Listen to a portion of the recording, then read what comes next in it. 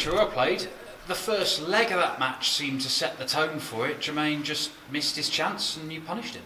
Definitely, but then again, Jermaine started off like an insane player, 2 trebles every visit, and that's what I know that he can do. But leaving himself 3, kicked himself in the back, and I just took a chance that I got, and from that moment on, it is exactly like you said, that's what set the tone the whole game. I got chances and I took him, and I didn't give him an extra chance anymore every time when I had one.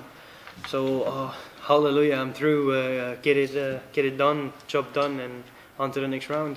Yet to drop a set at the William Hill World Championship this year. Not your best stuff there, but a respectable average by the end.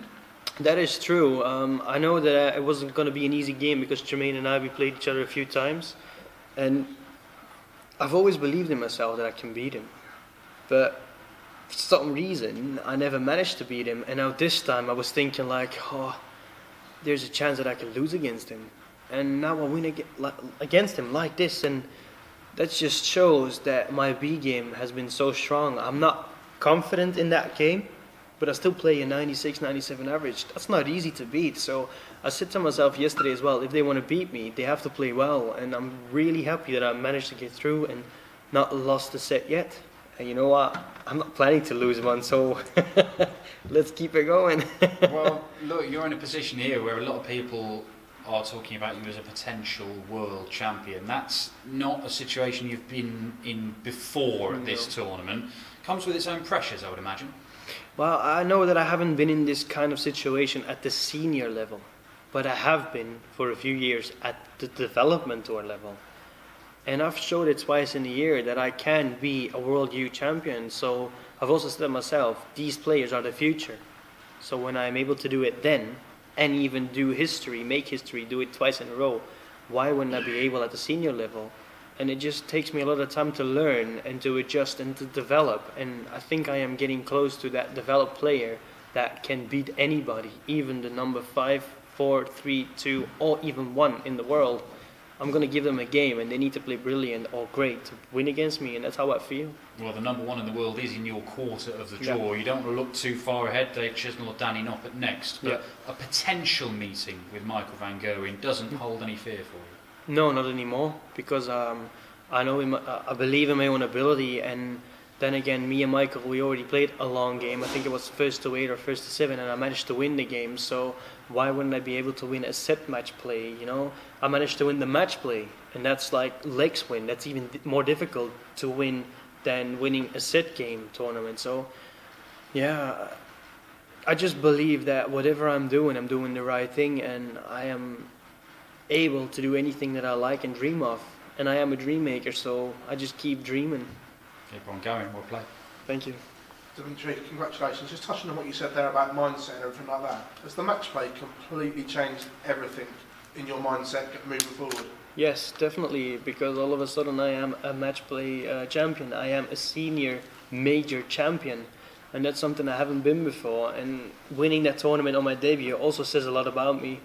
Obviously the 3 months that we was in lockdown, I learned a lot. I took everything that I needed to do and needed to take to get myself developed to the player I am right now. But even though that I am getting successful, alright, now and then I sound like arrogant, but I'll never be walking next to my shoes because I know where I came from and I know how hard it is to get where I am right now.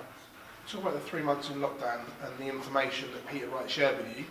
Do you think without that this year would have happened for you the way it has?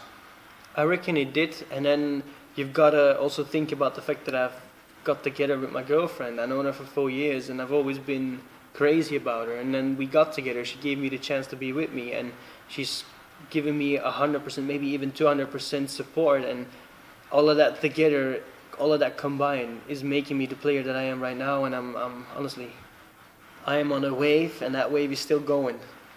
That's how I feel. Looking ahead, obviously you said that you've beaten Michael. If you hadn't have beaten him, then is that a different mindset altogether if you hadn't already had that victory? Yes, of course. If you're playing against someone I haven't beat before, then you're going to go up there, and obviously you're going to prepare yourself to the 100% that you can, but you're also going to get in your mind or have in your mind, you can do everything you like, you can give him everything you got, but you still have a chance that you lose against him. But now, even though that it was only first to weight. Now I still know I have beaten him before. And that is a lot of things, especially because I beat him in front of the world record crowd. I think it was 22,000 people there, and I managed to beat him there. That says a lot about my ability, and especially about the pressure that we are under, and I performed that way. Dimitri, congratulations to me. Thank you. Timmy, you've talked about the 3 months you spent with Peter Wright. Obviously, you spent the last 3 days away from family over Christmas. Did it make it easier that you had to do it already for 3 months during the first lockdown?